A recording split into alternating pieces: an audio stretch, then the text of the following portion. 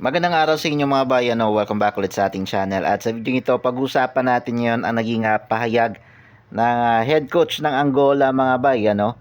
Tungkol nga doon sa mga makakalaban nilang Italy, Dominican Republic at Gilas. Okay, so nagbigay kasi ng pahayag itong head coach ng Angola kanina mga bay sa press conference ba ng kanilang national team.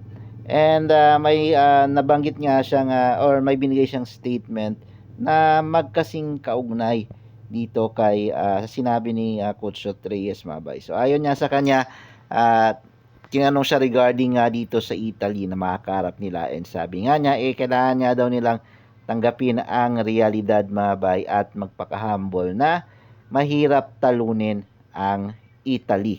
Okay? So, umbaga sinuportahan din niya yung naging pahayag ni Coach Reyes Mabay regarding doon sa Italy. Ayon nga din sa kanya is Italy. And malaki yung chance na isa sila sa mga team sa posibleng makakuha ng medalya dito sa FIBA World Cup. Okay? So, alam na ganun din yung Dominican Republic.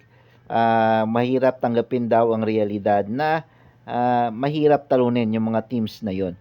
And aside dyan, pinuri din naman ng head coach ng Angola itong Gilas Pilipinas. Especially na at meron daw tayong Jordan Clarkson at nasa atin ang home court advantage mga bayan, no? And pinuri na din itong si Coach Reyes dahil nga doon sa mga pag-handle niya ng situation as a coach despite ng mga bumabati ko sa kanya ng mga Pinoy fans as head coach ng Gilas Pilipinas.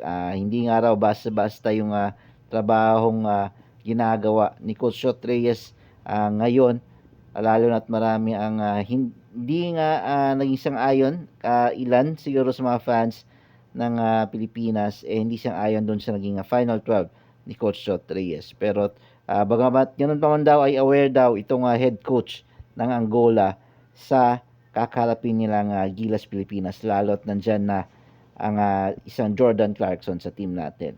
And umangat nga pala tayo mga bay, no, sa power rankings sa ngayon. Yung Gilas Pilipinas is nasa rank 12 tayo mga bay pagdating sa power rankings. So maganda-ganda to. And itong power rankings mga bay, dito yung FIBA World Cup, FIBA World Rankings mga bay, no? Magkaiba yon.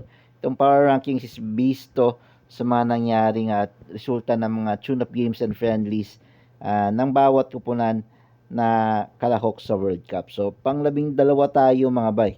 Okay, and siya pala bukas na yung laban ng Gilas kontra sa Dominican Republic 8 PM at abangan natin yang lahat. Yun lang mga bay, maraming salamat sa panonood.